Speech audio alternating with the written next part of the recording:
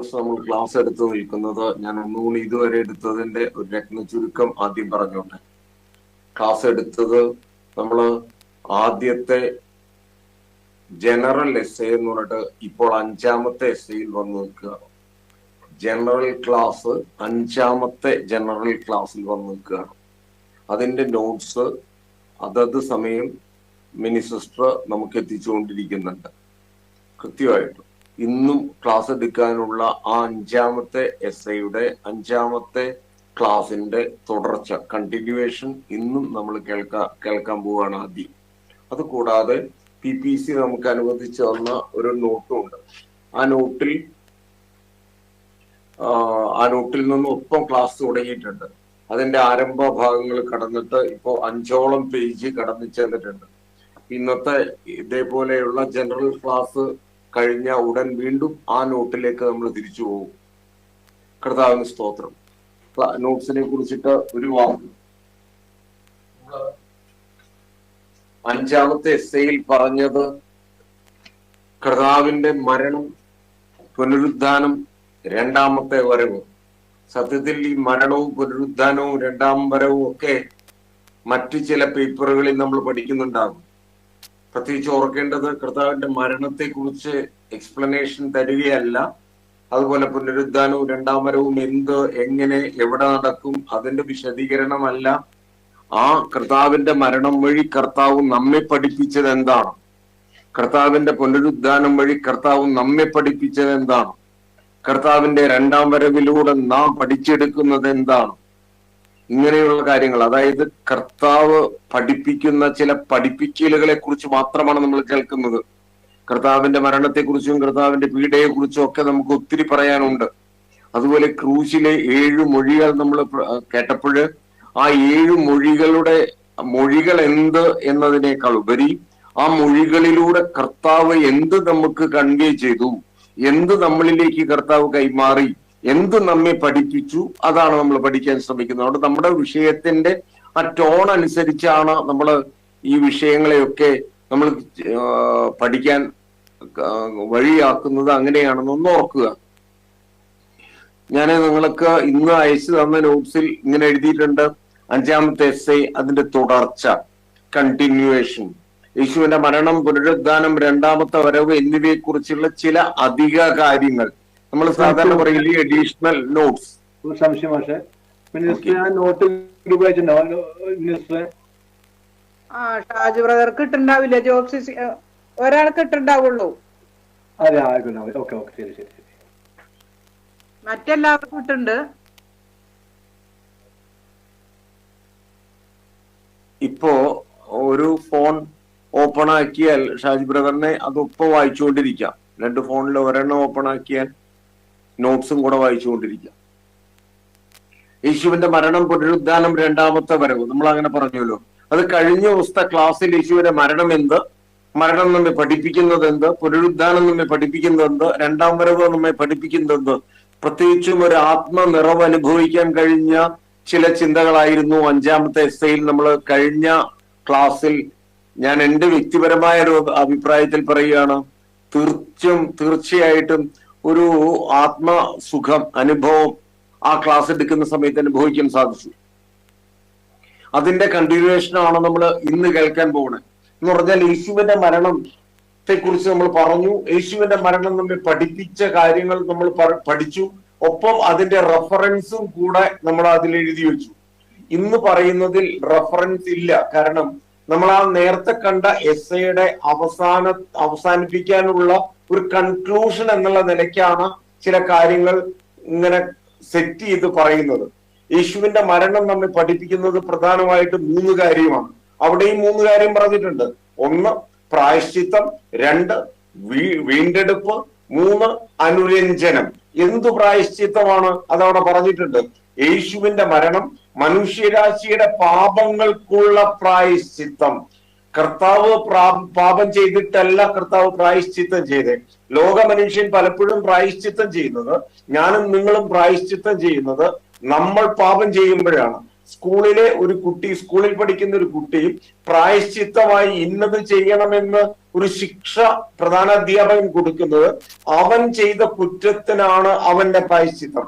എന്നാൽ യേശു കർത്താവ് പ്രായശ്ചിത്തം ചെയ്യുന്നത്, യേശു കർത്താവ് മരണം വഴി തന്റെ പ്രായശ്ചിത്തം ഏറ്റെടുത്തത് അവൻ ചെയ്ത പാപത്തിന്റെ പരിഹാരത്തിനായിരുന്നില്ല, മറിച്ച് നാം ഓരോരുത്തരും, അവന്റെ മക്കളായ നാം ഓരോരുത്തരും ദൈവ കോപത്തെ ശമിപ്പിക്കാൻ വേണ്ടി, ഇന്നത് പ്രത്യേകിച്ച് ആ ഭാഗം നോട്ട് ചെയ്തിട്ടുണ്ട്, ദൈവ കോപത്തെ ശമിപ്പിക്കാൻ വേണ്ടി എന്റെ യേശു കർത്താവ് ഒരു പ്രായശ്ചിത്തമായി മാറി. അപ്പൊ കർത്താവിന്റെ മരണം എന്നെ പഠിപ്പിച്ചത് കർത്താവ് എനിക്കായി ചെയ്ത ഒരു പ്രായശ്ചിത്തം. കർത്താവ് എനിക്കായി പ്രായശ്ചിത്തം ചെയ്തു എന്നുള്ളതുകൊണ്ട് എനിക്ക് എന്താ ഗുണം? എന്റെ കർത്താവ് എന്റെ മേൽ വരാനിരിക്കുന്ന ദൈവ ശിക്ഷയെ, ദൈവ കോപത്തെ ശമിപ്പിച്ചു. അതാണ് ഞാൻ പഠിക്കുന്ന പാഠം. അതല്ലെങ്കിൽ ഞാൻ എന്നോ അഗ്നിക്കിരയായേനെ, ഞാൻ എന്നോ നശിച്ചു പോകുമായിരുന്നേനെ, ഞാൻ എവിടെയോ നഷ്ടപ്പെട്ടു പോകുമായിരുന്നേനെ, നഷ്ടപ്പെട്ട് ഒരു വെളിമ്പറമ്പിൽ പോകേണ്ടുന്നവനായ എന്നെ കർത്താവ് തന്റെ ജീവിതം കൊടുത്ത്, തന്റെ ജീവൻ കൊടുത്ത് ഒരു പ്രായശ്ചിത്തം ചെയ്ത് എന്നെ വീണ്ടെടുത്തു. അതാണ് ഈ രണ്ടാമത്തതിലേക്ക് കടക്കുന്ന രണ്ടാമത്തെ ചിന്തയിൽ വീണ്ടെടുപ്പ്. എന്റെ കർത്താവ് നടത്തിയത് ഒരു വീണ്ടെടുപ്പാണ്. ഒന്ന്, അവൻ തന്നെ ഒരു പ്രായശ്ചിത്തമായി മാറി എന്റെ മേൽ പെയ്തിറങ്ങാനിരിക്കുന്ന ദൈവകോപത്തെ ശമിപ്പിച്ചു. രണ്ട്, എന്റെ കർത്താവ് എനിക്കൊരു വീണ്ടെടുപ്പായി മാറി. അതെങ്ങനെയാ വീണ്ടെടുക്കുന്നത്? കർത്താവ് വീണ്ടെടുക്കുന്നവനാണ്. വേറൊരുത്തനും വീണ്ടെടുപ്പ് വില കൊടുക്കാനാവില്ല എന്ന് സങ്കീർത്തകൻ പറയുന്നുണ്ട്. ഒരുവന്റെ സഹോദരൻ ശവക്കുഴി കാണാതെ അവനെ വീണ്ടെടുത്ത് അവന് വീണ്ടെടുപ്പ് വില കൊടുക്കുവാൻ ഒരു മനുഷ്യന് കഴിയില്ല എന്ന സങ്കീർത്തകന്റെ വാക്കുകളുണ്ട്. ഇവിടെ പറയണം, യേശുവിന്റെ മരണം മനുഷ്യരാശിക്ക് മുഴുവൻ വീണ്ടെടുപ്പ് നൽകി. ഒരു പ്രത്യേക വിഭാഗത്തിനല്ല, ഒരു പ്രത്യേക ആൾക്കൂട്ടത്തിനല്ല, ഒരു പ്രത്യേക മതത്തിന് പേരുള്ള ലാബിലുള്ളവർക്കല്ല, മനുഷ്യരാശിക്ക്, അവനിൽ വിശ്വസിക്കുന്ന മനുഷ്യരാശിക്ക് മുഴുവൻ പരിഹാരം, വീണ്ടെടുപ്പ് എന്റെ കർത്താവ് നൽകി. എവിടുന്നായി വീണ്ടെടുപ്പ്? പാപത്തിന്റെ അടിമത്വത്തിൽ നിന്നോ. അപ്പൊ പാപത്തിന്റെ അടിമത്വത്തിൽ നിന്നുള്ള ഒരു വീണ്ടെടുപ്പായിരുന്നു കർത്താവിന്റെ മരണം. എന്നെ പഠിപ്പിക്കുന്ന രണ്ടാമത്തെ കാര്യം, നിങ്ങളെ പഠിപ്പിക്കുന്ന രണ്ടാമത്തെ കാര്യം. മൂന്ന്, അനുരഞ്ജനം. അതും വളരെ ലോകത്തിന് ഇപ്പോഴും മനസ്സിലാകാത്ത ഒരു സബ്ജക്റ്റാണ്. യേശുവിന്റെ മരണം മനുഷ്യരാശിയെ ദൈവവുമായി, പിതാവുമായി അനുരഞ്ജിപ്പിച്ചു. ഏദനിൽ വെച്ച് മുറിഞ്ഞുപോയ കണ്ണിയെ, ഏദനിൽ വെച്ച് ഛേദിക്കപ്പെട്ടതായ ബന്ധത്തെ, പാപം വഴി ഛേദിക്കപ്പെട്ടതായ ബന്ധത്തെ വീണ്ടും അനുരഞ്ജിപ്പിക്കാൻ എന്റെ കർത്താവിന്റെ മരണം വേണ്ടി വന്നു. ദൈവമക്കളെ, കാലാകാലങ്ങളിൽ അനേകരെ അയച്ചു. അവൻ അനേക പ്രവാചകരെ അയച്ചു. അവൻ അനേക രാജാക്കന്മാരെ അയച്ചു. അവൻ ന്യായാധിപന്മാരെ അയച്ചു. അവൻ കാലാകാലങ്ങളിൽ അനേകരെ അയച്ചു. എന്നാൽ അവിടെയൊന്നും പൂർണ്ണമായ ഒരു അനുരഞ്ജനം നടന്നില്ല. അങ്ങനെ വന്നപ്പോ തന്റെ വടിയിലിരുന്ന പ്രബോധപുത്രനായ യേശു കർത്താവിനെ ഈ പ്രപഞ്ചത്തിലേക്ക് വിട്ടു. അവനുമായിട്ടുള്ള വീണ്ടും പിതാവുമായി അറ്റുപോയ ബന്ധം പുനഃസ്ഥാപിച്ചു. അതുകൊണ്ടാണ് നമ്മൾ അനുരഞ്ജനം എന്നുള്ള വാക്ക് അവിടെ പോയിന്റ് ആയിട്ട് എഴുതിയത്. അപ്പൊ മൂന്ന് കാര്യങ്ങളിൽ നോട്ട്സിലുണ്ട്. പ്രായശ്ചിത്തം, അവൻ ചെയ്ത പ്രായശ്ചിത്തം, നമ്മുടെ ദൈവികമായ കോപത്തിൽ നിന്ന് വിടുതലിനായിട്ട്. രണ്ട്, വീണ്ടെടുപ്പ്, മനുഷ്യരാശിയെ വീണ്ടെടുത്തത് പാപത്തിന്റെ അടിമത്വത്തിൽ നിന്ന്. പാപത്തിൽ നിബന്ധിച്ചു പോയവനെ പാപത്തിന്റെ അടിമത്വത്തിൽ നിന്ന് ബന്ധിച്ചു. അടുത്തത് അനുരഞ്ജനം. ആരുമായിട്ട് അനുരഞ്ജിപ്പ്? പിതാവുമായിട്ട് ബന്ധം നഷ്ടപ്പെട്ട, കണ്ണി മുറിയപ്പെട്ടു പോയവനെ രക്ഷിക്കാൻ കർത്താവിന്റെ അനുരഞ്ജന പദ്ധതി, അവന്റെ മരണം. ഇനി രണ്ട്, കർത്താവിന്റെ പുനരുദ്ധാനം. പുനരുദ്ധാനത്തിന്റെ ആദ്യ ബലങ്ങൾ, യേശുവിന്റെ പുനരുദ്ധാനത്തിന്റെ ആദ്യ ബലങ്ങളായി കാണുന്നു. അതെന്താ നോക്കാം. വിശ്വാസികളുടെ പുനരുദ്ധാനത്തിനെ കുറിച്ചുള്ള ഉറപ്പാണ്.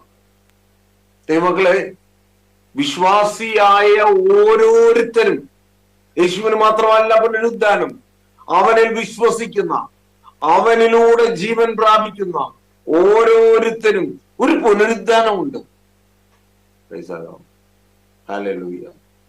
നമ്മൾ ഷാജി ബ്രദറൊക്കെ എപ്പോഴും പ്രസംഗിക്കുന്ന ഒരു സബ്ജക്റ്റിനെ ഞാൻ വളരെ ശ്രദ്ധിച്ചിട്ടുണ്ട്. സ്ട്രൈക്ക് ഒന്നുമില്ലാത്ത ഒരു ലോകത്തേക്ക്, സ്ട്രൈക്കില്ല, ബന്ദില്ല, അന്യോന്യം പോർവിളിയില്ല, സൗമ്യമായ ശാന്തമായ ഒരു ലോകത്തേക്ക് മനുഷ്യന് ഉറപ്പ് കൊടുക്കുന്നു.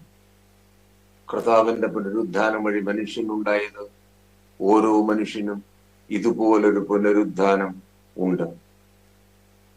അവൻ പുനരുദ്ധാനം ചെയ്യപ്പെടുന്ന ലോകത്തെ കുറിച്ചാണ് ഈ പറയുന്ന എക്സ്പ്ലനേഷൻ ഒക്കെ. 2, മരണത്തിന്മേലുള്ള ശക്തി.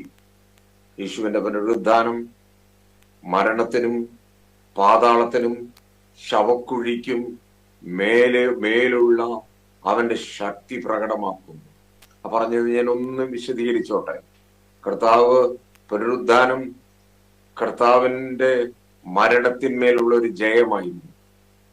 കർത്താവിന്റെ പുനരുദ്ധാനം അടച്ചുവെച്ച കല്ലറയ്ക്ക് മേലുള്ള ഒരു ജയമായിരുന്നു. കർത്താവിന്റെ പുനരുദ്ധാനം ഇപ്രകാരമുള്ള പൂട്ടിവെക്കലിനെതിരെയുള്ള അതിന്മേലുള്ള ഒരു ജയമായിരുന്നു. കർത്താവിന് സ്തോത്രം. ലോക മനുഷ്യൻ, നമ്മൾ അങ്ങനെ പറയില്ലേ, ആ ഉലക മഹാന്മാർ അഖിലരും ഒരുപോൽ എന്നുള്ള പാട്ടിന്റെ വരിയിൽ നമ്മൾ മനഃപൂർവ്വം പാടുന്ന ചില ചിന്തയുണ്ട്. ലോകത്തിന്റെ ഇന്നത്തെ പ്രമാണിത്വമുള്ളവനൊക്കെ ഒരുമാതിരി കല്ലറയ്ക്കുള്ളിൽ ശാന്തനായി കിടക്കുക. ഈ ലോകത്ത് ജീവിക്കുമ്പോൾ പുലിയായിരുന്നവൻ, ആയിരങ്ങളുടെ മെക്കെട്ട് കയറിയവൻ, ആയിരങ്ങൾക്ക് മേൽ എന്തും ചെയ്യാൻ പ്രാപ്തിയുണ്ടെന്ന് പ്രഖ്യാപിച്ചവൻ ഇന്ന് കല്ലറകൾക്കുള്ളിൽ അടഞ്ഞു കിടക്കുക. അവന്റെ ശവക്കുഴിയുടെ മേൽ അവന് വിജയമില്ല. അവൻ ഒരുപക്ഷെ പാതാളത്തിനാണെങ്കിൽ അവൻ പാതാളത്തിലേക്കാണ് അവന്റെ പ്രവൃത്തി കൊണ്ട് എത്തിക്കുന്നതെങ്കിൽ ആ പാതാളത്തിന്റെ മേൽ അവന്റെ മരണത്തിന് ഒരു പ്രത്യേക ശക്തിയൊന്നും അവന് ചെയ്യാനില്ല. എന്നാൽ എന്റെ യേശുവിന്റെ മരണം വഴി ഉണ്ടാകുന്നത് എന്താണെന്നറിയോ? ഇപ്രകാരമുള്ള ഓരോരുത്തിന്റെയും പാതാളത്തിനും ശവക്കുഴിക്ക് മേലെ, മരണത്തിനും പാതാളത്തിനും ശവക്കുഴിക്ക് മേലെ ഒരു വലിയ ശക്തി പ്രകടമാക്കുന്നു. 3, കർത്താവിന്റെ പുനരുദ്ധാനം നമുക്ക് തരുന്ന മൂന്നാമത്തെ കാര്യം, അഥവാ നമ്മെ പഠിപ്പിക്കുന്ന മൂന്നാമത്തെ ചിന്ത, നിത്യജീവന്റെ ഉറപ്പ്. ഇറ്റേണൽ ലൈഫ്, നിത്യജീവന്റെ ഉറപ്പ്. യേശുവിന്റെ പുനരുദ്ധാനം വിശ്വാസികൾക്ക് നിത്യജീവൻ ഉറപ്പ് കൊടുക്കുന്നു. ലോകത്തിന് നിശ്ചയമില്ലാത്ത ഒരു ഭാഷയായിരുന്നു ഇറ്റേണൽ ലൈഫ്. ഞാൻ പറഞ്ഞില്ലേ, ലോകത്തെ നമ്മൾ കഴിഞ്ഞ ക്ലാസ്സിൽ അത് പ്രത്യേകിച്ച് പറഞ്ഞു. ലോകത്തിന് ഒട്ടും നിശ്ചയമില്ലാത്തൊരു സബ്ജക്റ്റ് ആയിരുന്നു നിത്യജീവൻ. എന്റെ കർത്താവ് നിത്യജീവന്റെ ഉറപ്പ് അതൊരു വാക്കാൽ പറയുകയല്ല, തന്റെ പുനരുദ്ധാനം വഴി അത് വിശ്വാസികൾക്ക് ഉറപ്പ് കൊടുത്തു. നിങ്ങൾക്കും കാത്തിരിക്കാം, ഒരു നിത്യജീവനുണ്ട്. ഈ ഉറപ്പ് കർത്താവിന്റെ പുനരുദ്ധാനം വഴിയാണ് നമുക്ക് ലഭിക്കുന്നത്. കർത്താവിന് സ്തോത്രം. 3, യേശുവിന്റെ രണ്ടാമത്തെ വരവ്. 3 സബ്ജക്റ്റാണ് അതിനുള്ളത്. നോട്ട്സിൽ 1, 2, 3 എന്നുള്ള നമ്പർ ഇട്ട് അത് കൊടുത്തിട്ടുണ്ട്. യേശുവിന്റെ രണ്ടാമത്തെ വരവ്. യേശുവിന്റെ രണ്ടാമത്തെ വരവ് നമ്മെ പഠിപ്പിക്കുന്ന ചിലത് നമ്മൾ കഴിഞ്ഞ ദിവസം പറഞ്ഞതാണിത്. ന്യായവിധി. എന്താ ന്യായവിധി? യേശു ജീവിച്ചിരിക്കുന്നവരെയും മരിച്ചവരെയും ന്യായവിധിക്കാൻ, കേട്ടോ, നീതിമാന്മാരെ ദുഷ്ടന്മാരിൽ നിന്ന് വേർതിരിക്കാൻ. സ്തോത്രം. അങ്ങനെ ഒരു ന്യായവിധി കർത്താവിന്റെ പദ്ധതിയിലുണ്ട്. മക്കളെ, യഹൂദജനം തല്ലി തകർത്തവനായ കർത്താവ് ശരീരത്തിന്റെ പെരുവിരൽ മുതൽക്ക് തലമുടിനാരിഴ വരെ ദുഷ്ടൻ തകർത്തു കളഞ്ഞു. അവന്റെ ശരീരത്തിലുള്ള, അവന്റെ തലമുടിയെ, അവന്റെ ശരീരത്തിലുള്ള ഹെയർ പിടിച്ചു പറിച്ചു. കർത്താവിന് സ്തോത്രം. അതിന്റെ മുകളിൽ പോലൊരു ശിക്ഷ വരുത്തി. അവിടെയൊക്കെ രോമം കത്രിക്കുന്നവന്റെ മുമ്പിൽ ശാന്തമായി നിൽക്കുന്ന ഒരു ആട്ടിൻ കുഞ്ഞിനെ പോലെ എന്റെ യേശു നിന്നു കൊടുത്തു. എന്നാൽ ഇനി യേശു വരുന്നത് ന്യായവിധിക്കാണ്, നിന്നു കൊടുക്കാനല്ല. ദൈവമക്കളെ, ഇസ്രായേലിന്റെ ഇപ്പോഴത്തെ നീക്കങ്ങളൊക്കെ നമ്മെ പഠിപ്പിക്കുന്ന ഒരു കാര്യമുണ്ട്. ന്യായവിധിയിലേക്ക് നമ്മൾ അടുക്കുകയാണ്. ആ വിധി നാളിലേക്ക് നമ്മൾ അടുക്കുകയാണ്. എന്നെ കേൾക്കുന്ന ദൈവ മക്കളോട് ഒരു വാക്ക്. സാധാരണ ക്ലാസ്സിലിരിക്കുന്ന സ്റ്റുഡൻസ് അല്ല ഇപ്പോഴെന്നെ കേൾക്കുന്നത്. കർത്താവിൽ നിറഞ്ഞ് വിശ്വസിക്കുകയും പ്രാർത്ഥിക്കുകയും ശുശ്രൂഷ ചെയ്യുകയും ചെയ്ത ഒരു കൂട്ടമാണ് മുന്നിലിരിക്കുന്നത്. അവരോടൊരു വാക്ക്. എന്റെ കർത്താവ് ഇനി വൈകുന്നില്ല. ഇനി വൈകുന്നില്ല എന്നല്ല, എന്റെ കർത്താവ് വൈകുന്നില്ല. എന്റെ കർത്താവ് എത്തുവാനുള്ള സമയം ആയിരിക്കുന്നു. പക്ഷെ ആർക്കും അത് മുൻകൂട്ടി പറയാനാവില്ലല്ലോ. അനേക പ്രവചനങ്ങൾ ഇക്കാലത്ത് നടക്കുന്നുണ്ട്. വിശ്വാസികളായിട്ടും വിശ്വാസികളല്ലാഞ്ഞിട്ടും അനേകരുടെ പ്രവചനങ്ങളുണ്ട്. പക്ഷെ എന്റെയും നിന്റെയും മുമ്പിൽ വരച്ചു വെച്ച ഒരു ചിത്രവുമില്ല എന്നത് യാഥാർത്ഥ്യം. അവന്റെ വരവ് കള്ളനെ പോലെ നടക്കും. കള്ളൻ വരുന്നത് മറ്റൊരാൾ അറിയുന്നില്ലല്ലോ എന്ന് തിരുവചനം. അതുപോലെ 100% കള്ളന്റെ വരവ് പോലെ എന്റെ യേശുവിന്റെ വരവ് നടക്കും. ദൈവജനമേ, സ്തോത്രം. അപ്പോഴേ ഞാൻ ഒരുങ്ങിയില്ല കർത്താവേ, എനിക്ക് ഒരു ചാൻസ് കൂടി തരുമോ, എനിക്ക് ഒരു സമയം കൂടി തരുമോ? നമുക്കളെ അപ്രകാരം അനുവദിക്കില്ല. വർഷങ്ങൾക്ക് മുമ്പ് അമേരിക്കയിലുണ്ടായ എൻ്റെ ഒരു സുഹൃത്ത് കണ്ട് അനുഭവിച്ച ഒരു അനുഭവം പറയുകയുണ്ടായി. അമേരിക്കയിലെ ഏതൊരു സ്ട്രീറ്റിനെ കുറിച്ചിട്ട് അവൻ പറഞ്ഞു. ആ സ്ട്രീറ്റില് സാധാരണ ട്രാഫിക് ബ്ലോക്ക് ഉണ്ടാവാറില്ല, ട്രാഫിക് ബ്ലോക്ക് വരാറില്ല. ട്രാഫിക് ബ്ലോക്ക് വരാത്ത ആ സ്ട്രീറ്റിൽ ഒരു ദിവസം അവിചാരിതമായിട്ട് ഇവർ യാത്ര ചെയ്തുകൊണ്ടിരിക്കെ പെട്ടെന്ന് ഒരു ട്രാഫിക് ബ്ലോക്ക്.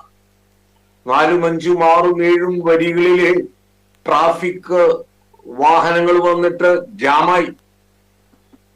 ഓരോ വാഹനം അങ്ങോട്ടും ഇങ്ങോട്ടും, വാഹനത്തിലെ ഓരോ യാത്രക്കാരും അങ്ങോട്ടും ഇങ്ങോട്ടും ശ്രദ്ധിച്ചു. എന്താണ് ഇപ്രകാരം ട്രാഫിക് ജാം? ഇങ്ങനെ ചരിത്രത്തിലില്ലല്ലോ. അദ്ദേഹം നോക്കിയപ്പോഴ്, നമ്മുടെ സുഹൃത്ത് നോക്കുമ്പോഴ്, ഇതിന്റെ തൊട്ടപ്പുറത്തെ ഒരു കാറിൽ നിന്ന് ഡോറ് സൈഡിലേക്ക്, ഡോറ് അതിന് സ്ലൈഡ് ചെയ്യുന്ന ഡോറായതുകൊണ്ട് അത് ഓപ്പൺ ചെയ്തിട്ട് ആ മനുഷ്യൻ താഴേക്കിറങ്ങി. ആ മനുഷ്യൻ താഴേക്കിറങ്ങിയിട്ട് ആ മനുഷ്യൻ തറയിൽ കിടന്നു, കമിഴ്ന്നു കിടന്നു. അയാൾ നിലവിളിക്കുകയാണ്. റോഡിൽ തറയിൽ കമിഴ്ന്നു കിടന്ന് ആ മനുഷ്യൻ നിലവിളിക്കുകയാണ്. അതിന്റെ തൊട്ടപ്പുറത്തുള്ള കാറിലിരിക്കുന്ന നമ്മുടെ സുഹൃത്ത് അത് കണ്ടു. ആ മനുഷ്യൻ എന്താ ചെയ്യണേന്ന് പലരും ഈ കാർ ബ്ലോക്കായ സമയത്ത് ഫോണിൽ എന്താണ് ഇത് ഫ്രണ്ടിൽ സംഭവിക്കുന്നത് എന്ന് തിരക്കിക്കൊണ്ടിരുന്നു. ആ തിരക്കിക്കൊണ്ടിരിക്കുന്നതിന്റെ ഇടയിൽ പലരുടെ ഫോണിലും വന്നൊരു മെസ്സേജ് ഇതാണ്: ജീസസ് കെയിം. യേശു കർത്താവ് വന്നു. Jesus came. ദൈവമക്കളെ, എന്റെ കർത്താവിന്റെ വരവിൽ ഒരു ചെറിയ ബ്ലോക്ക് പ്രതീക്ഷിക്കാൻ തോന്നുന്നില്ലേ? 2 പേർ തിരിക്കലിൽ പൊടിച്ചുകൊണ്ടിരിക്കും, ഒരുവൻ പൊങ്ങും. 2 പേർ ഒരേ പായിൽ ഉറങ്ങും, അതിൽ നിന്ന് ഒരാൾ മിസ്സാവും. കേട്ടോ? അങ്ങനെയാണെങ്കിൽ വാഹനം ഓടിക്കുന്നവരിലും ചിലര് പോവും, ഇല്ലേ? റോഡിൽ ബ്ലോക്ക് വരും. എയറിൽ എങ്ങനെയായിരിക്കും അത് സംഭവിക്കാൻ പോവുക? പ്ലെയിൻസിലൊക്കെ എന്താ സംഭവിക്കാൻ പോവുക അറിയില്ല. ട്രെയിൻ നിയന്ത്രിക്കുന്നവൻ ഇപ്രകാരമായ എന്താണ് സംഭവിക്കാൻ പോവുക അറിയില്ല. എന്തായാലും ഒരല്പം നേരം ഒരു ബ്ലോക്ക് പ്രതീക്ഷിക്കാം. എന്റെ അനേകർ ഉയരുന്ന സമയത്ത്. അപ്പോ അപ്രകാരം ഒരു റിപ്പോർട്ടാണ് ഇവർക്ക് കിട്ടിയ. കർത്താവ് വന്നു. ആ സമയം മനോഭാരപ്പെട്ട ഒരു മനുഷ്യൻ തകർന്നൊരു മനസ്സുമായിട്ട് കർത്തൃസന്നദ്ധിയിൽ കമിഴ്ന്നു കിടന്ന് വീണ് പ്രാർത്ഥിക്കുന്ന ഒരു രംഗമാണ് തൊട്ട കാറിലിരിക്കുന്ന നമ്മുടെ സുഹൃത്ത് കണ്ടത്. പിറ്റേ ദിവസം പത്രം വന്നപ്പോഴ് ആ പത്രത്തിന്റെ ഫ്രണ്ട് പേജിൽ ഒരു ബോക്സ് വാർത്തയുണ്ട്. ബോക്സ് വാർത്ത.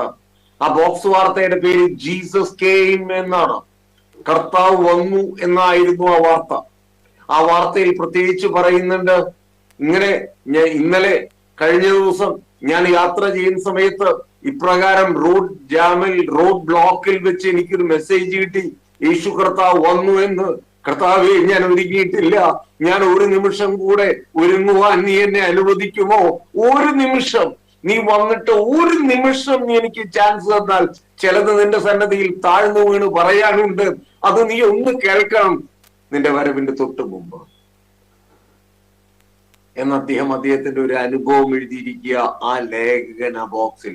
അപ്പോഴാണ് വായിച്ച സുഹൃത്ത് മനസ്സിലാക്കിയത്, ആ സൈഡിൽ ആ കാറിന്റെ ഡോറ് സ്ലൈഡ് ചെയ്തിട്ട് ഇറങ്ങി തറയിൽ കിടന്ന് കരഞ്ഞ മനുഷ്യൻ ആ പത്രത്തിന്റെ പത്രാധിപരാണ്. മക്കളെ, അനേക പത്രാധിപർ കരയും, അനേക വലിയ വലിയ പ്രമാണിമാർ കരയും. ഹല്ലേലൂയ. അറിയില്ല, ഞാനും നിങ്ങളും തിരിച്ചറിയുക. ഇന്ന് ഞാനും നിങ്ങളും വചനം പഠിക്കുന്നെങ്കിൽ ഈ വചനം കയ്യിൽ വെച്ചിരിക്കാനല്ല, ഇത് അനേകരോട് പറയേണ്ടിയിരിക്കുന്നു, അനേകരോട് പറയേണ്ടിയിരിക്കുന്നു, ഊർജ്ജസ്വലതയോടെ ഇറങ്ങേണ്ടിയിരിക്കുന്നു. അതിന്റെ സമയമായി. നമുക്കൊരു സമയം നീട്ടിക്കിട്ടില്ല. ഒരു ബ്ലോക്ക് വരുമ്പോ നമ്മൾ തറയിൽ കിടന്ന് ഞാനും നിങ്ങളും ഇതുപോലെ കരഞ്ഞ് കർത്തൃസന്നദ്ധിയിൽ പറയും, കർത്താവേ ഒരു മിനിറ്റ് കൂടി, ഒരു മിനിറ്റ് കൂടി. മക്കളെ, ദിവസവും തിരുവചനം കേൾക്കുന്നത് പോലെ ഇന്നും എന്നും നമുക്ക് കേൾക്കാമെന്ന് ചിന്തിക്കരുത്. കൃപയുടെ കാലം നിൽക്കും, വചനത്തിന്റെ ഒഴുക്ക് നിൽക്കും. കർത്താവിന് സ്തോത്രം. എന്തും നിൽക്കുന്ന ഒരവസ്ഥയുണ്ടല്ലോ. എലിയാവേ, നിന്റെ മുന്നിലേക്ക് വന്ന കാക്ക നിന്നു, കാക്കയുടെ വരവ് നിന്നു, കാക്ക തന്ന ഭക്ഷണം നിന്നു. എന്നെ കേൾക്കുന്ന ദൈവവൈതലേ, നിന്റെ മുന്നിലേക്ക് അയക്കപ്പെടുന്ന തിരുവചനത്തിന്റെ ഒഴുക്കിന് ഒരു നിർത്തലുണ്ട്. കൃപായുഗം അവസാനിക്കുന്നതോടെ കഥകൾക്ക് മാറ്റം വരും. ഇന്ന് സൗജന്യമായി കർത്താവിന്റെ മാറ്റമില്ലാത്ത വചനങ്ങൾ ഒഴുകി വരുന്നു. PPC ഓരോരുത്തരോടും ചോദിക്കുന്നു, നിങ്ങൾക്ക് വചനം പഠിക്കണ്ടേ? കോർഡിനേറ്റർ ആയിട്ടുള്ള സിസ്റ്റർ നടന്ന് ചോദിക്കുന്നു, നിങ്ങൾക്ക് വചനം പഠിക്കണ്ടേ? നിങ്ങളും വചന ക്ലാസ്സിൽ ചേരുന്നില്ലേ? നമുക്ക് അന്യോന്യം വചനം ഡിസ്കസ് ചെയ്തുകൂടെ? ഒരാളെ പഠിപ്പിക്കുകയല്ല, ആരെ പഠിപ്പിക്കുന്നു? പഠിപ്പിക്കാൻ ഒരുവരേ ഉള്ളൂ, ഒരു ഗുരുവേ ഉള്ളൂ. നമ്മുടെ യേശു കർത്താവാണ്. നമ്മെ പഠിപ്പിക്കുന്ന ശുദ്ധാത്മാവാണ്. Price the Lord. എന്റെ കർത്താവിന് മഹത്വം. ദൈവമക്കളെ, നമ്മൾ പറഞ്ഞ ചിന്തയിൽ നിന്ന് പുറത്തുപോയി നമുക്ക് സമയമില്ല. ന്യായവിധി, ആ ന്യായവിധിയെ കുറിച്ചാണ് എന്റെ കർത്താവിന്റെ രണ്ടാം വരവ് പഠിപ്പിക്കുന്നത്. യേശു ഇനി പീഡയേൽക്കാനല്ല വരുന്നത്, യേശു ന്യായം വിധിക്കാനാണ്.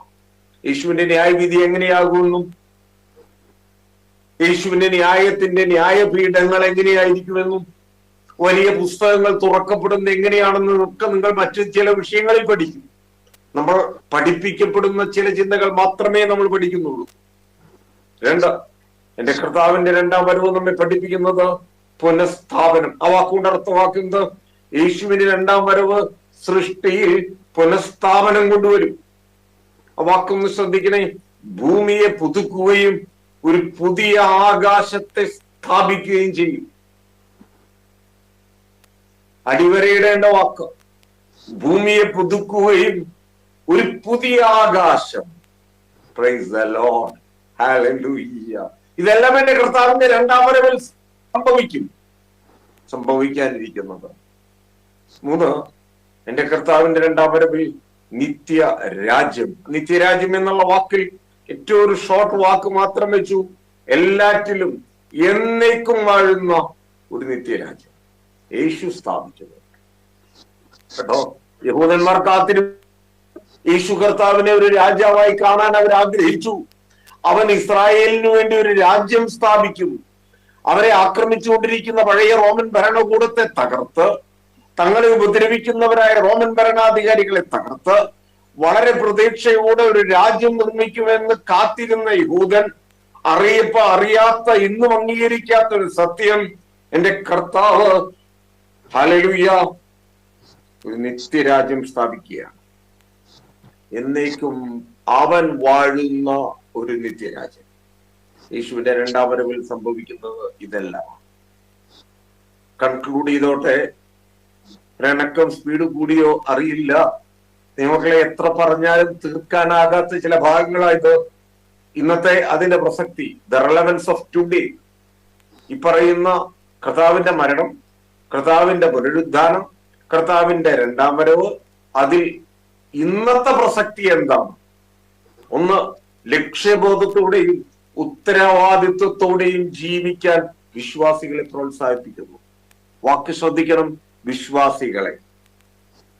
ലക്ഷ്യബോധത്തോടെ വിശ്വാസി എന്ന് പറയുന്നതോടൊപ്പം തന്നെ എന്റെ കർത്താവിലേക്ക് നടന്നെത്താനുള്ള ലക്ഷ്യബോധം നഷ്ടപ്പെടുന്നു. എന്നാൽ ലക്ഷ്യബോധത്തോടെയും വളരെ റെസ്പോൺസിബിലിറ്റിയോടുകൂടിയും ജീവിക്കാൻ വിശ്വാസികളെ പ്രോത്സാഹിപ്പിക്കുന്നു. രണ്ട്, ഇന്നത്തെ എന്റെ കർത്താവിന്റെ മരണ പുനരുദ്ധാന വരവുകളുടെ പ്രത്യേകത, രണ്ടാം വരവിന്റെയും പ്രത്യേകത സുവിശേഷീകരണത്തിനും ശിഷ്യത്വത്തിനും പ്രചോദനം നൽകുന്നു. സുവിശേഷീകരണം, ശിഷ്യത്വം, ഇത് രണ്ടും നമ്മുടെ സബ്ജക്റ്റിൽ നമുക്ക് പഠിക്കാനുള്ള വിഷയങ്ങളാണ്. പ്രിയ സാറുമാർ അത് എടുത്തുകൊണ്ടിരിക്കുന്നുണ്ടല്ലോ, നിങ്ങൾ ക്ലാസ് അറ്റൻഡ് ചെയ്തുകൊണ്ടിരിക്കുന്നുണ്ടല്ലോ. കർത്താവിന് സ്തോത്രം. ആ സുവിശേഷീകരണത്തിനും ശിഷ്യത്വത്തിനും പ്രചോദനം നൽകുന്നത് ഈ പറയുന്ന മരണവും പുനരുദ്ധാനവും രണ്ടാം വരവും. മൂന്ന്, കഷ്ടപ്പാടുകളുടെയും പീഡനങ്ങളുടെയും സമയങ്ങളിൽ ആശ്വാസവും പ്രത്യാശയും. ഈ ലോകം നൽകുകില്ല സന്തോഷം സമാധാനം, ഈ ലോകം നൽകുകില്ല സന്തോഷം സമാധാനം, കാണുന്നതെല്ലാം മായ. പാട്ടുകാരന്റെ സ്വരം. ഈ കഷ്ടപ്പാടുകളുടെയും പീഡനങ്ങളുടെയും കാലത്ത് കർത്താവിന് സ്തോത്രം, ആശ്വാസവും പ്രത്യാശയും നമുക്ക് നൽകുന്നു. കർത്താവിനിക്കായി മരിച്ച ഒരുവനുണ്ട്, കല്ലറയിൽ പൂട്ടപ്പെട്ടവനല്ല, എനിക്കായി പുനരുദ്ധാനം ചെയ്തവൻ, അവൻ വീണ്ടും വരും. ദൈവമക്കളെ, അങ്ങനെയാണെങ്കിൽ പ്രത്യാശയുണ്ട് ഇല്ലേ? ആശ്വസിക്കാൻ വകയുണ്ട് ഇല്ലേ? കർത്താവിന് സ്തോത്രം. എന്തായാലും ഇപ്പറയുന്ന സംഭവങ്ങളൊക്കെ ഞാൻ ആ വാക്കുകൾ കൺക്ലൂഡ് ചെയ്യട്ടെ. കർത്താവിലുള്ള വിശ്വാസത്തിന്റെ കേന്ദ്ര ബിന്ദുവാണ്. അങ്ങനെ പറഞ്ഞിട്ടാണ് ആ നോട്ട്സ് അവസാനിക്കുന്നത്. ഈ പറയുന്ന വിഷയങ്ങള് ക്രിസ്തീയ ജീവിതത്തിന്റെ, കർത്താവുമായിട്ടുള്ള ബന്ധത്തിന്റെ, അതിന്റെ മൂർത്തിമത് രൂപമാണ്. ഇന്നത്തെ വിശ്വാസികൾക്ക് കാര്യമായ പ്രത്യാഘാതങ്ങളുണ്ട്. അവരുടെ ജീവിതത്തിലെ ഈ പറയുന്ന വിഷയങ്ങളിൽ ഒരു വലിയ ചലനം ഉണ്ടാക്കാൻ സാധിക്കും. കർത്താവിന്റെ സ്തോത്രം. നമ്മൾ ഇതുവരെ കേട്ട അഞ്ചാമത്തെ എസ്സേയിൽ കേട്ട, കഴിഞ്ഞ ക്ലാസ്സിലാണ് അഞ്ചാമത്തെ എസ്സേ സ്റ്റാർട്ട് ചെയ്തത്.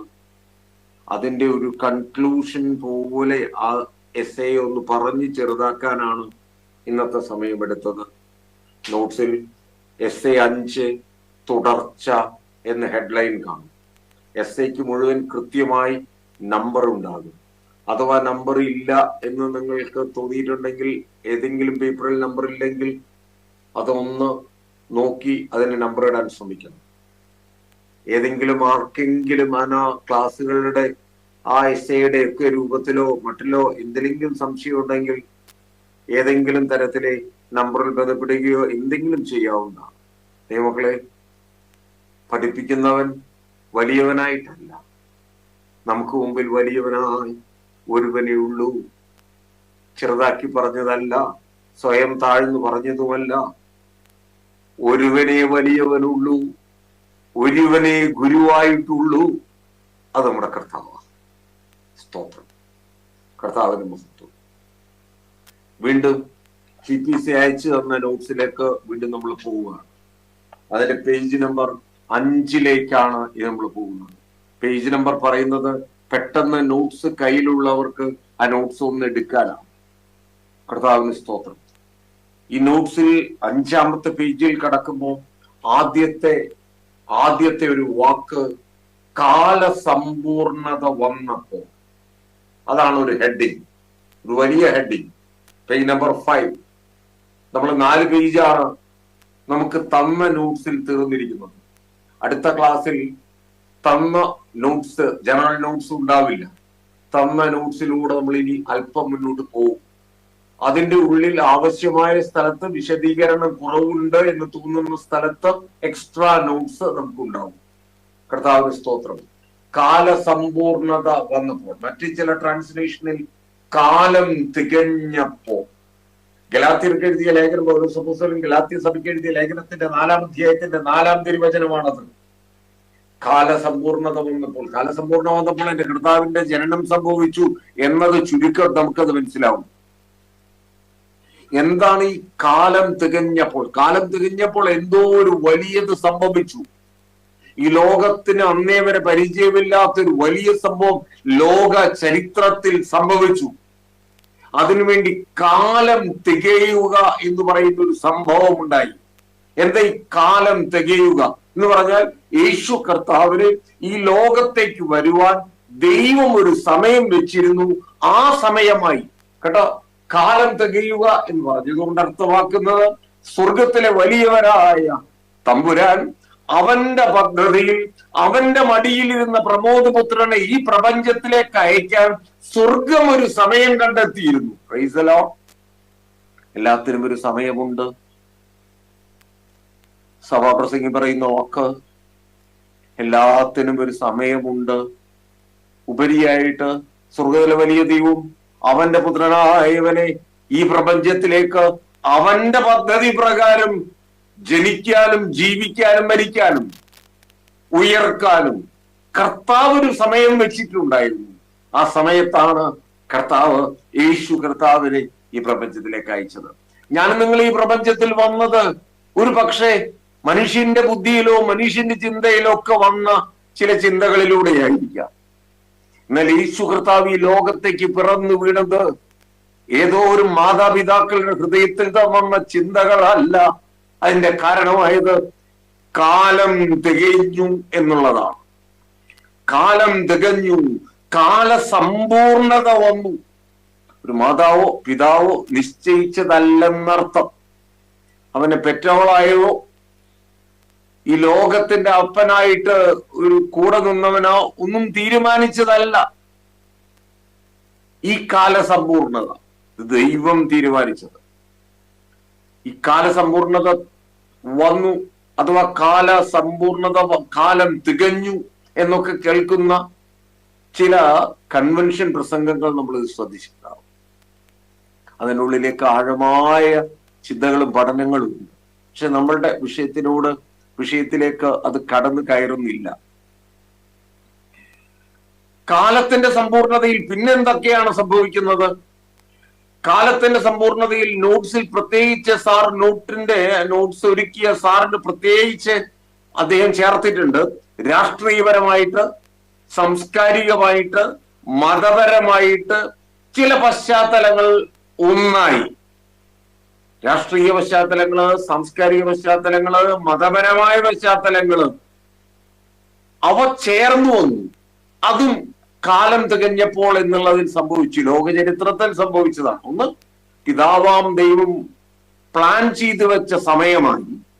രണ്ട്, ഈ ലോകത്ത് അപ്രകാരം ഒരു പ്ലാനിങ് സ്വർഗത്തിലെ ദൈവത്തിൽ സംഭവിച്ചപ്പോ കർത്താവിന്റെ പദ്ധതി പ്രകാരം ഇപ്രകാരം ഒരു കാല തികവ് ഉണ്ടായപ്പോ, ഒരു കാല സമ്പൂർണത ഉണ്ടായപ്പോ ഇവിടെ പറയുകയാണ്, ആരോ കോർഡിനേറ്റ് ചെയ്തതുപോലെ, ആരോ ചേർത്ത് വെച്ചതുപോലെ ഇവിടത്തെ ചില രാഷ്ട്രീയ രംഗങ്ങളും സാംസ്കാരിക രംഗങ്ങളും മതപരമായ രംഗങ്ങളും ഒന്നു ചേർന്നു.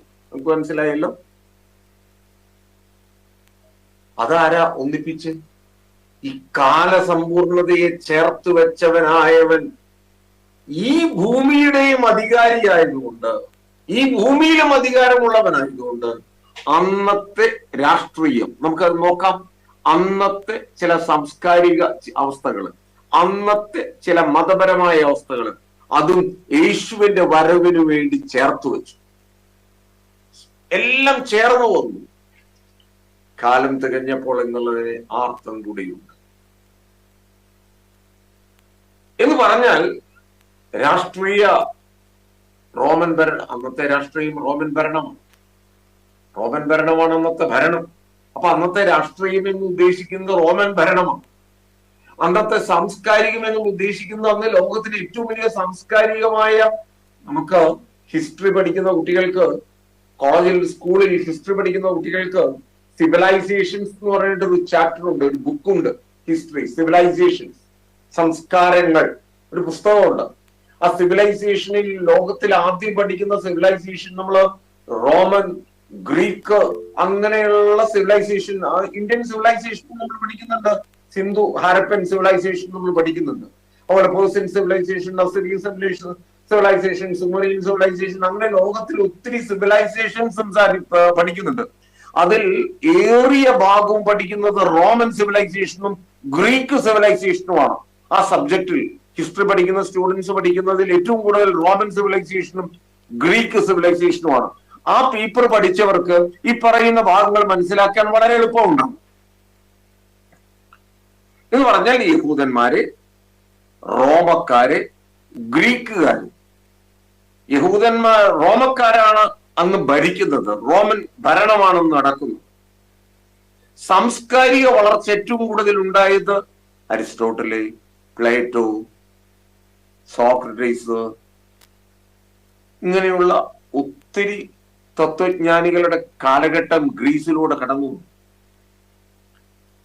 അവരൊക്കെ തത്വശാസ്ത്രപരമായിട്ട്, സാംസ്കാരികമായിട്ട് ഗ്രീസിനെ ഉയർത്തി. ലോകത്തിന്റെ തന്നെ പല ഭാഗങ്ങളിൽ ഗ്രീസിനെ കൊണ്ടെത്തിച്ചു. അക്കാലത്തെ ഗ്രീസിലെ ഉണ്ടായ ഭരണവും അതിനനുകൂലമായി എന്ന് ഞാൻ പറയാം, അത് വിശദീകരിക്കാം. 3, മതപരമായത്. മതപരമായത് എന്ന് പറഞ്ഞാൽ ഹീബ്രു സിവിലൈസേഷൻ ആണ് ഉദ്ദേശിക്കുന്നത്. മതപരമായ വളർച്ച, ഹീബ്രു, ജൂതന്മാരുടെ ജൂയിഷ് സിവിലൈസേഷൻ, ജൂയിഷ് ഒരു പാരമ്പര്യം ഡെവലപ്പ് ചെയ്തു. അപ്പോ റോമൻ, ഗ്രീക്ക്, ഹീബ്രു, ഈ 3 സംസ്കാരങ്ങൾ ഒന്നുചേർന്നു. ഈ 3 രീതികൾ ഒന്നിച്ചു. അതും യേശു കർത്താവിന്റെ വരവിൽ സംഭവിച്ച കാര്യമാണ്. ഈ പ്രകൃതിയിൽ നമുക്ക് നോക്കാം. 1, രാഷ്ട്രീയ ഒരുക്കം. രാഷ്ട്രീയപരമായി എന്തെല്ലാം ഒരുക്കം യേശുവിന് വേണ്ടി ഈ ഭൂമിയിൽ നടന്നു. കേൾക്കണേ, മനുഷ്യനെ യേശുവിന്റെ വരവിനെ കുറിച്ച് മുൻധാരണയില്ല, പ്രവാചകന്മാർ പറഞ്ഞതല്ലാതെ. യേശുവിന് വേണ്ടി ബോധപൂർവം ആരൊക്കെയോ ഒരുക്കി വെച്ചതല്ലെന്നോർക്കണം. എന്റെ കർത്താവിന്റെ പിതാവിന്റെ പദ്ധതി പ്രകാരം ഇവിടത്തെ ഭരണ സംവിധാനങ്ങൾ യേശുവിന്റെ വരവിനോട് അനുകൂലമായി. കേൾക്കണം, ഒരു ഉദാഹരണം പറയാം. കർത്താവിന് സ്തോത്രം. ഇവിടെ പറയുന്നുണ്ട്, നോട്ട്സിൽ അത് പ്രത്യേകിച്ച് പറയുന്നുണ്ട്, മധ്യധരണിയായി കടലിന് ചുറ്റുമുള്ള രാജ്യങ്ങളൊക്കെയും റോമൻ സാമ്രാജ്യത്തിന്റെ ആധിപത്യത്തിലായി. ഒരു റോമൻ ഇൻവേഷൻ നടന്നു. ലോകത്തിന്റെ നല്ലൊരു ഭാഗം, അതാ പറഞ്ഞ മധ്യധരണിയാഴി കടലിന് ചുറ്റുമുള്ള രാജ്യങ്ങളൊക്കെ റോമൻ ഭരണാധികാരത്തിന്റെ കീഴിലായി. അങ്ങനെ റോമൻ ഭരണത്തിന്റെ നന്മകള് ക്രിസ്ത്യാനിത്വത്തിന്റെ ഈ യേശു കർത്താവിന്റെ പ്രചരണത്തിന്റെ കാരണം, യേശു കർത്താവിന്റെ വരവുമായിട്ടുള്ള ആ ബന്ധത്തിൽ യേശു കർത്താവിന്റെ ക്രിസ്ത്യൻ സമൂഹത്തിന്റെ പ്രചരണത്തിന് വളരെയധികം സഹായിച്ചു. നമുക്ക് നോക്കാം ഏതെല്ലാം തരത്തിൽ. 1, നോട്ട്സിൽ പറയുന്നതിൽ നിന്ന് വ്യത്യസ്തമായിട്ട് പോയിന്റ് ഇട്ട് ചേർത്ത് വയ്ക്കണമെന്നുള്ള ഒരു നോട്ട്സിൽ പോയിന്റ് ഇല്ല. 1, സമരങ്ങളും കലഹങ്ങളും ആ കാലയളവിൽ കുറഞ്ഞു. സമരങ്ങളും കലഹങ്ങളും കുറഞ്ഞു. 1. 2, അനുകൂലമായ ഗതാഗത സംവിധാനങ്ങൾ വളർന്നു. 3, മതസഹിഷ്ണുത പുലർന്നു. 3 പോയിന്റാണ്, 3 ചിന്തയാണ്. ഇതാണ് രാഷ്ട്രീയമായ ഒരുക്കമുണ്ടായത്. ക്രിസ്ത്യാനിത്വം വളരാനും യേശു കർത്താവിന്റെ വരവോടുകൂടി ഒരു പ്രത്യേക രീതി ലോകത്ത് വരാൻ കാരണമായ രാഷ്ട്രീയ ഒരുക്കം എന്ന് പറഞ്ഞതിൽ 3 ചിന്തകളാണുള്ളത്. അതായത് ക്രിസ്ത്യാനിത്വത്തിന്റെ വളർച്ചയ്ക്ക് അനുകൂലമായത്, റോമൻ ഭരണം അനുകൂലമായത് എങ്ങനെയെല്ലാം ഈ ആ നോട്ട്സിൽ എഴുതാൻ പറ്റിയില്ല, നോട്ട് ചെയ്ത് വെക്കാൻ പറ്റില്ല. ഞാൻ റിപ്പീറ്റ് ചെയ്യുന്നു. 1, സമരങ്ങളും കലഹങ്ങളും കുറഞ്ഞു. സമരങ്ങളും കലഹങ്ങളും കുറഞ്ഞു. ടീച്ചറെ അതിന്റെ കാരണം വേണമെങ്കിൽ ബ്രാക്കറ്റിലിടാം. പട്ടാള സങ്കേതങ്ങൾ നാട്ടിലുണ്ടായി. പട്ടാള സങ്കേതങ്ങൾ, മിലിറ്ററി ക്യാമ്പുകൾ ഉണ്ടായി. അപ്പൊ ഒന്ന്, സമരങ്ങളും കലഹങ്ങളും കുറഞ്ഞു. രണ്ട്, അനുകൂലമായ ഗതാഗത വളർച്ച. അനുകൂലമായ ഗതാഗത വളർച്ച, ട്രാൻസ്പോർട്ടേഷൻ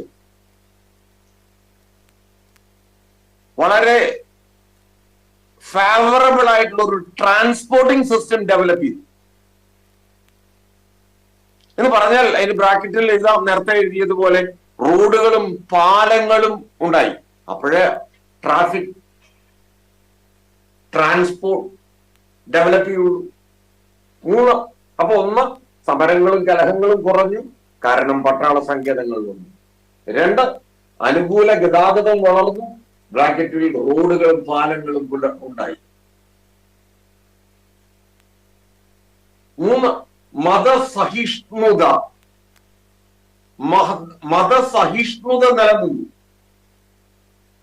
എന്ന് പറഞ്ഞാൽ ഈ മതസഹിഷ്ണുത ഉണ്ടാവാനുള്ള കാരണം ബ്രാക്കറ്റിൽ യഹൂദ ഉപദേശങ്ങളോട് ഒരു അനുഭാവം ഉണ്ട്. ഇതിന്റെ നോട്ട്സ് നമ്മുടെ കയ്യിലുണ്ട്.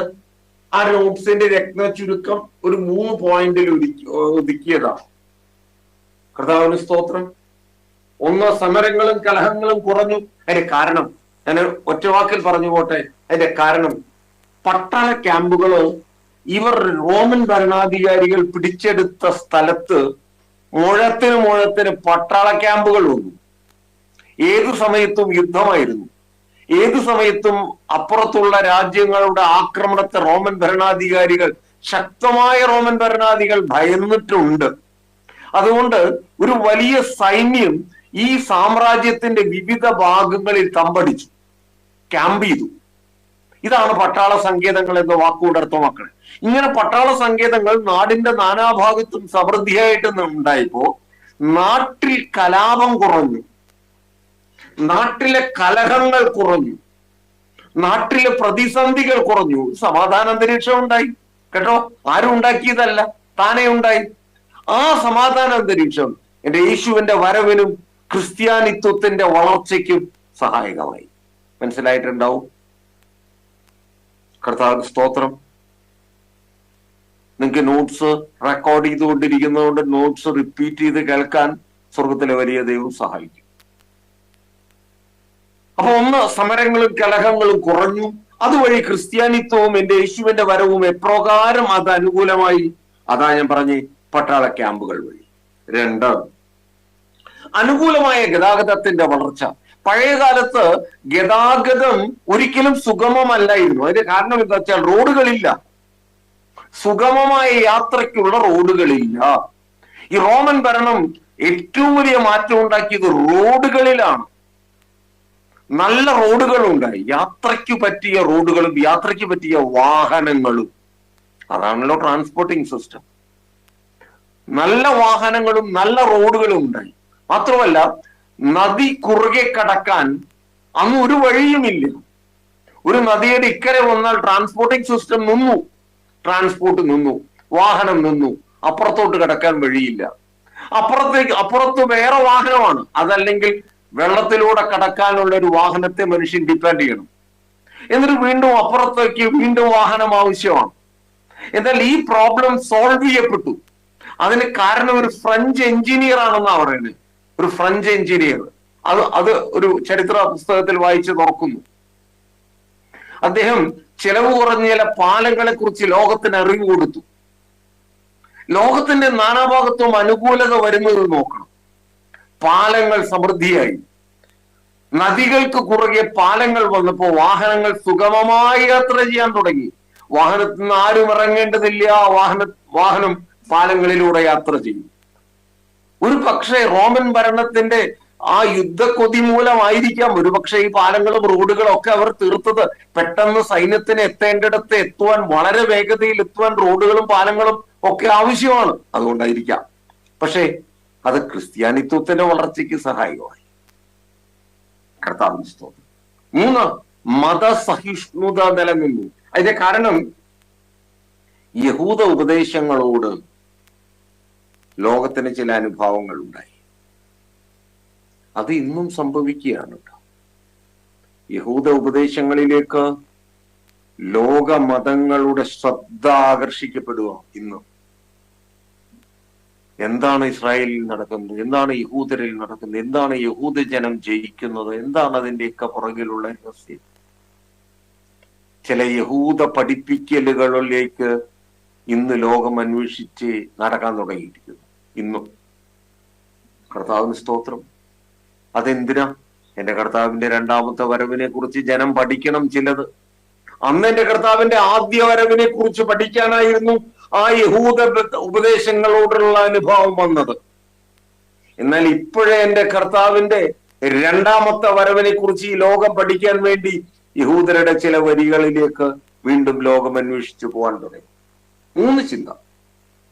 അതാണ് രാഷ്ട്രീയ ഒരുക്കം എന്ന് പറയുന്ന റോമൻ ഭരണാധികാരികളുടെ ഒരുക്കം. 2, സാംസ്കാരികമായ ഒരുക്കം. 3 ഒരുക്കങ്ങളെ കുറിച്ച് നമ്മൾ പറഞ്ഞു. രാഷ്ട്രീയ ഒരുക്കം, സാംസ്കാരിക ഒരുക്കം, മതപരമായ ചില ഒരുക്കം. എന്താണ് ഈ സാംസ്കാരിക ഒരുക്കം? സംസ്കാരം ഡെവലപ്പ് ചെയ്തത് ഞാൻ പറഞ്ഞല്ലോ ഗ്രീസിലാണ്. തത്വശാസ്ത്രങ്ങളുടെ ഏറ്റവും കൂടുതൽ വിളനിലമായി വന്നത് ഗ്രീക്കാണ്. ഈ ഗ്രീസ് നമുക്ക് സുപരിചിതമാണ്. സ്കൂൾ ക്ലാസ്സിൽ തന്നെ, കോളേജ് ക്ലാസ്സിലല്ലാതെ തന്നെ സ്കൂൾ ക്ലാസ്സിൽ തന്നെ ഗ്രീസ് എന്ന് പറയുമ്പോൾ നമ്മുടെ ഓർമ്മയിൽ വരുന്ന ചില വാക്ക് മാസിഡോണിയൻ സാമ്രാജ്യം, ബൈബിളിലെ ഭാഷ മക്കദോന്യ സാമ്രാജ്യം എന്നാണ്. ബൈബിളിലെ വാക്ക് മക്കദോന്യ സാമ്രാജ്യം. ഇംഗ്ലീഷിലെ ചരിത്രത്തിൽ ആ വാക്ക് പറയുന്നത് മാസിഡോണിയ എന്നാണ്. മാസിഡോണിയയിലെ ശക്തന്മാരായ 2 രാജാക്കന്മാരാണ് ഫിലിപ്പ് രാജാവും ഫിലിപ്പ് രാജാവിന്റെ മകനായ അലക്സാണ്ടർ രാജാവും. നമുക്ക് ഈ ഫിലിപ്പിന്റെയും അലക്സാണ്ടറുടെയും ഒക്കെ കാലഘട്ടത്തിൽ ഗ്രീക്ക് എന്ന് പറയുന്ന രാജ്യം ഈ പറയുന്ന റോമൻ ഭരണം പോലെ ശക്തമായി മാറി. ലോകത്തിന്റെ നാനാഭാഗങ്ങളിലേക്ക് അത് പടർന്നു. എന്തിനു പറയണം, ഇന്ത്യയുടെ അതിർത്തിയോളം വരെ അലക്സാണ്ടർ ആക്രമിച്ചു കയറിയ ചരിത്രം നമ്മൾ കേട്ടിട്ടുണ്ട്. പക്ഷെ ഈ അലക്സാണ്ടർ ലോകത്തിന് വിട്ടുപോയത് 31-ാമത്തെ വയസ്സിലാണ്. പോകുമ്പോ അയാൾക്ക് ചില വീണ്ടും വിചാരം ഉണ്ടായി എന്ന് ചില ധ്യാന കഥകളിൽ കേട്ടിട്ടുണ്ട്. ചരിത്രത്തിൽ അങ്ങനെ വായിച്ചിട്ടില്ല. അതുകൊണ്ട് ഞാൻ ചിലത് ധ്യാനിക്കുന്നു, ഞാൻ ചിലത് അറിഞ്ഞിരിക്കുന്നു, ഞാൻ ചിലത് എന്റെ ജീവിതം കൊണ്ട് പഠിച്ചിരിക്കുന്നു എന്ന് അലക്സാണ്ടർ പറയുകയും അതുകൊണ്ട് എന്റെ ശവപ്പെട്ടിയിൽ എന്റെ കൈകൾ പുറത്തോട്ടിടണം എന്ന് പറയുകയും ചെയ്തു എന്ന് ചില ധ്യാന പുസ്തകങ്ങളിൽ വായിച്ചിട്ടുണ്ട്. ചരിത്രത്തിൽ അങ്ങനെ കണ്ടിട്ടില്ല. ദൈവമക്കളെ, ഇങ്ങനെയുള്ളതായിട്ടുള്ള അലക്സാണ്ടറുടെ അപ്പനായിട്ടുള്ള ഫിലിപ്പ്, ഇവരൊക്കെ ഈ പറയുന്ന മാസിഡോണിയൻ ഗ്രീക്ക് സാമ്രാജ്യത്തെ വളർത്തി. അങ്ങനെ വന്നപ്പോ സോക്രട്ടീസിന്റെ കാലത്തും അരിസ്റ്റോട്ടിന്റെ കാലത്തും പ്ലാറ്റോന്റെ കാലത്തും ഒക്കെ ഡെവലപ്പ് ചെയ്തിട്ടുള്ളതായിട്ടുള്ള തത്വശാസ്ത്രം ലോകത്തിന്റെ നാനാഭാഗങ്ങളിലേക്ക് എത്തി. അതും ക്രിസ്ത്യാനിത്വത്തെ ഒരു പരിധിവരെ സഹായിച്ചു. ഇത്രയും ജനറൽ പറഞ്ഞിട്ട് ഞാൻ അതിന്റെ നമ്മൾ നേരത്തെ റോമൻ ഒരുക്കം എന്നുള്ളതിൽ അതേപോലെ ഗ്രീക്കിന്റെ ഒരുക്കം എന്ന് പറയുന്നതിൽ വേണമെങ്കിൽ പോയിന്റ് ആയിട്ട് എഴുതുവാണെങ്കിൽ, 1, ഗ്രീക്ക് ഭാഷ സംസ്കാരം പ്രചരിച്ചു. അതിന്റെ കാരണമായത് ഈ പറയുന്ന ഇവരുടെ തേരോട്ടമായിരുന്നു. ഈ ഭരണാധികാരികളുടെ ഗ്രീക്ക് ഭാഷയും സംസ്കാരവും പ്രചരിച്ചു. അത് ക്രിസ്ത്യാനിത്വത്തിന് സഹായമായി. 2, ബൈബിൾ, ഗ്രീക്ക് ഭാഷയ്ക്കൊപ്പം ബൈബിൾ പടർന്നു. ഗ്രീക്കിലേക്ക് ബൈബിൾ വന്നു. ഈ ബൈബിളിനെ ലോകത്തിന്റെ അങ്ങേയറ്റം വരെ എത്തിക്കാൻ ഗ്രീക്കുകാരുടെ ഈ പറയുന്ന വളർച്ച സഹായകമായി. അല്ലേ? ഒന്ന് നോക്കിയേ. ഈ പറയുന്ന ചില യുദ്ധ കൊതിയന്മാര്, ഈ പറയുന്ന അലക്സാണ്ടറെ പോലെ, ഞാൻ പറഞ്ഞില്ലേ 31-ാമത്തെ വയസ്സിൽ ആ മനുഷ്യൻ മരിച്ചു. 31-ാമത്തെ വയസ്സിൽ അയാൾ ഇന്ത്യയുടെ അതിർത്തി വരെ എത്തിയ മനുഷ്യൻ തിരിച്ച് ഗ്രീസിലേക്ക് മടങ്ങി എത്തിയില്ല എന്ന് ചരിത്രം. തന്റെ സ്വന്തം നാട്ടിലേക്ക് എത്തുന്നതിന് മുൻപേ താൻ ഈ ലോകത്തിന് വിട്ടുപോയി. 1-ാം തരം ചെറുപ്പക്കാരൻ. ലോകത്തിന്റെ നാനാഭാഗങ്ങളിലേക്ക് അവൻ അവന്റെ സാമ്രാജ്യത്തെ ഓടിച്ചു. ചില പുസ്തകങ്ങളിലൊക്കെ വായിച്ചിട്ടുണ്ട്, ചില നോവലുകളിലും നാടകങ്ങളിലും വായിച്ചിട്ടുണ്ട്. അലക്സാണ്ടർ യാത്ര ചെയ്യുന്നതിന്റെ തൊട്ട് മുൻപ് അലക്സാണ്ടറുടെ അധികാരത്തിന്റെ ചിഹ്നമായിട്ട് ചില കുതിരകൾ യാത്ര ചെയ്യുന്നു. ആ കുതിര ഏത് ഡയറക്ഷനിൽ പോകുമോ ആ ഡയറക്ഷനിൽ അലക്സാണ്ടർ തൊട്ട പുറകിൽ യാത്ര ചെയ്തു വരും. അത് അവന്റെ ഭൂമിയാണ്, അത് അവന്റെ മണ്ണാണ്. നോക്കണേ, അവന്റെ അധികാര കൊതിയൊന്ന് നോക്കണേ. ലോകത്തിന്റെ ചക്രവർത്തിയാകും ഞാൻ എന്ന് പറഞ്ഞ് പുറപ്പെട്ട ലോകത്തിൽ 2-3 വ്യക്തികളെ ഉള്ളൂ. അതിലൊരു പ്രധാന വ്യക്തിയാണ് ലോകത്തിന്റെ ചക്രവർത്തിയാകാൻ കേട്ടോ പുറപ്പെട്ട ഒരു വ്യക്തിയാണ് അലക്സാണ്ടർ. അലക്സാണ്ടർ ദ ഗ്രേറ്റ് എന്നാണ് അദ്ദേഹത്തെ പറയുന്നത്. ചരിത്രത്തിൽ ദ ഗ്രേറ്റ് എന്ന് പറയുന്ന വാക്ക് ചേർത്ത വ്യക്തികൾ കുറവാണ്. Alexander the great. ഇതേപോലെയുള്ള ആ ഗ്രീക്ക് സംസ്കാരവും ഭാഷയും ലോകത്തിന്റെ അങ്ങേയറ്റത്തോളം വളരുമ്പോ അവരറിയാതെ അതിന്റെ ഉള്ളിലൂടെ വളർന്നുപോയി ഗ്രീക്ക് ഭാഷയിൽ വന്ന ബൈബിൾ. അത് ക്രിസ്ത്യാനിത്വത്തെ ലോകത്തിൽ പ്രചരിപ്പിക്കാൻ സഹായിച്ചു.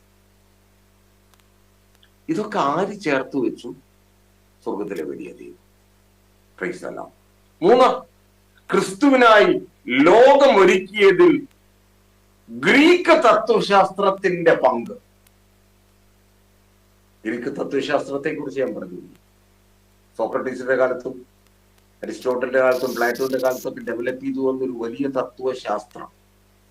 ആ തത്വശാസ്ത്രം ഒരു പരിധിവരെ ക്രിസ്ത്യാനിത്വത്തെ സഹായിച്ചു.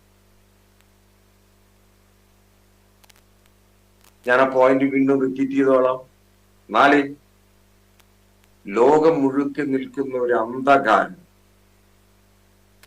മാറുവാൻ ഈ ഗ്രീക്കിന്റെ വളർച്ച സഹായിച്ചു. എന്താ ഈ അന്ധകാരം? ഇരുട്ട്. പ്ലേറ്റോ ഒക്കെ പറഞ്ഞൊരു വാക്ക് നമ്മുടെ നോട്ട്സിൽ ചേർത്തിട്ടുണ്ട്. അന്ധകാരം നീക്കാൻ ഒരുവിന് വേണ്ടി നമുക്ക് കാത്തിരിക്കാം. കേട്ടോ, അന്ധകാരം നീക്കാൻ ഒരുവൻ വരണം, അവന് വേണ്ടി കാത്തിരിക്കാം. പ്ലേറ്റോന്റെ ആ വാക്കുകൾ അക്ഷരാർത്ഥത്തിൽ അതൊരു പ്രവചനമായി. അന്ധകാരം നീക്കാൻ ഒരുവൻ വന്നു, അത് യേശു കർത്താവായിരുന്നു. Praise the lord. പ്ലേറ്റോന്റെ ബുദ്ധിയിൽ വന്നിട്ടില്ല യേശു കർത്താവ്. പക്ഷേ അന്ധകാരം നീക്കാൻ ഒരുവനെ കാത്തിരുന്നെങ്കിൽ ആ കാത്തിരുന്നവൻ വന്നു, അവൻ യേശു കർത്താവ്. ഞാൻ ആ 4 പോയിന്റ് ഒന്നുകൂടി പറയാം. 1, ഗ്രീക്ക് ഭാഷയുടെ പ്രചാരം, സംസ്കാരത്തിന്റെയും ഭാഷയുടെയും പ്രചാരം. 2, ബൈബിൾ ഗ്രീക്ക് ഭാഷയ്ക്കൊപ്പം പടർന്നു എന്ന് പറഞ്ഞാൽ ബൈബിൾ ഗ്രീക്കിലേക്ക് തർജ്ജമ ചെയ്യപ്പെട്ടു. സർവലോക പ്രചാരമുണ്ടായി. സർവലൗകികമായ ഒരു പ്രചാരം അതിന് കിട്ടി. സർവലോക പ്രചാരം എന്ന് ബ്രാക്കറ്റിലിട്ടു. 3, ക്രിസ്തുവിനായി ലോകത്തെ ഒരുക്കിയതിൽ ഗ്രീക്ക് തത്വശാസ്ത്രത്തിന്റെ സഹായം വളരെയായി. 4, അന്ധകാരം നീക്കാൻ ഒരുവിന് വേണ്ടി ഗ്രീക്ക് സംസ്കാരം കാത്തിരുന്നു, അറിഞ്ഞോ അറിയാതെയോ. അത് യേശുവിൽ പൂർണ്ണമായി. 4 കാര്യങ്ങൾ. ഇതാണ് ഗ്രീക്കുകാരുടെ വളർച്ച കൊണ്ടും ഗ്രീക്കുകാരുടെ സംസ്കാരം കൊണ്ടും ക്രിസ്തുവും ക്രിസ്ത്യാനിത്വവും ഉണ്ടാക്കിയ നേട്ടം. ഇനി 3, ജൂയിഷ്. എനിക്ക് സമയം അവസാനിക്കാൻ 2 മിനിറ്റിന്റെ ഉള്ളിൽ ജൂയിഷ് ചിന്ത കഴിയും. ശ്രദ്ധിക്കണേ, ഒറ്റ പോയിന്റ് അതിലുള്ളൂ. ഹീബ്രു സംസ്കാരത്തിന്റെ വളർച്ച എപ്രകാരം ക്രിസ്ത്യാനിയെയും ക്രിസ്തുവിന്റെ വരവിനെയും അനുകൂലമായി. യേശുവിന്റെ വരവിനെ കുറിച്ചുള്ള പോയിന്റ് എഴുതണേ. യേശുവിന്റെ വരവിനെ കുറിച്ചുള്ള വിശ്വാസവും പ്രചരണവും വർദ്ധിച്ചു. ഈ ജൂയിഷ് കാലത്ത്, ഈ ഹീബ്രു സംസ്കാരം വളർന്ന കാലത്ത് യേശുവിന്റെ വരവ് ആദ്യം 1-ാം വരവാണ്. യേശുവിന്റെ വരവിനെ കുറിച്ചുള്ള വിശ്വാസം, ഇങ്ങനെ ഒരാൾ വരും, ഇങ്ങനെ ഒരു മശിഹ വരും, ഇങ്ങനെ ഒരാൾ വരും, അതിനുള്ള വിശ്വാസവും പ്രചാരവും ഒരു ജൂയിഷ് സംസ്കാരത്തിന്റെ ഭാഗമായി വളർന്നു. എന്ന് പറഞ്ഞാൽ യഹൂദൻ കാത്തിരുന്നു. കാത്തിരുന്ന യഹൂദന് നേരം വെളുത്തില്ലെന്ന് മാത്രം, അത്രയേ ഉണ്ടായുള്ളൂ. യഹൂദൻ കാത്തിരുന്നു. ദൈവമക്കളെ ആർക്കു വേണ്ടി? ഒരു യേശുവിന് വേണ്ടി. അങ്ങനെയെങ്കിൽ റോമൻ ഭരണവും ഗ്രീക്ക് ഭരണവും ഹീബ്രു ഭരണവും ജൂയിഷ് ഭരണവും മൂന്നാമത്തെ, ഈ 3 ഭരണങ്ങളും കർത്താവിന്റെ വരവിൽ സഹായികളായി. കാലം തികഞ്ഞപ്പോൾ എന്നതിന് ചേർച്ചയായി മാറി. കാലം തികഞ്ഞപ്പോൾ എന്ന വാക്ക് ദൈവത്തിന്റെ പദ്ധതി പൂർണ്ണമായപ്പോൾ എന്നാണ്. എങ്കിൽ പോലും ഈ ലോകത്തെ ചില ഭരണകൂടങ്ങൾ ഒന്നിക്കാൻ ഇടയായി. ക്ലാസ് നിർത്തുകയാണ്. ഇപ്പൊ നമ്മൾ എത്തിയത് 6ാമത്തെ പേജിന്റെ അവസാനം. 5-6 പേജുകൾ, 2 പേജ് എടുത്തു. 6ാമത്തെ പേജിന്റെ വിശദീകരണത്തിലൂടെയാണ് നമ്മുടെ സമയം നമുക്ക് നഷ്ടപ്പെടുന്നത്. അത് നോക്കേണ്ട, നമുക്ക് ദൈവകൃപയാൽ സമയം കിട്ടും. യേശുവിന്റെ ജനനവും ബാല്യവും, അതാണ് ഇനി നമ്മൾ അടുത്ത ക്ലാസ്സിൽ, അടുത്ത ഞായറാഴ്ച ഇതിന്റെ ക്ലാസ് കണ്ടിന്യൂ ചെയ്യും. ഇതേ യേശു കർത്താവിന്റെ ഉപദേശങ്ങളും പഠിപ്പിക്കലുകളും എന്ന് പറഞ്ഞ ഇതേ പേപ്പറിൽ തന്നെ അടുത്ത ഞായറാഴ്ച നമുക്ക് ക്ലാസ് ഉണ്ട്. നിങ്ങൾ വായിക്കണം, നിങ്ങൾ പഠിക്കണം, ഉപരി പ്രാർത്ഥിക്കണം. ദൈവമക്കളെ, പ്രാർത്ഥനയാലല്ലാതെ ഇതിനെ മറികടക്കാനാവില്ല. ഇത് മനുഷ്യ ബുദ്ധിയാലോ മനുഷ്യ ചിന്തയാലോ മനുഷ്യ വായനയാലോ ഒരുങ്ങുന്ന ഒരു സബ്ജക്റ്റ് അല്ല. ഇതിന്റെ ഗുരുനാഥൻ, ഇതെഴുതിയവൻ പരിശുദ്ധാത്മാവെങ്കിൽ അതേ പരിശുദ്ധാത്മാവിന്റെ ശക്തി ഇത് ഗ്രഹിക്കാൻ ആവശ്യം, മുന്നോട്ട് പോകാൻ ആവശ്യം.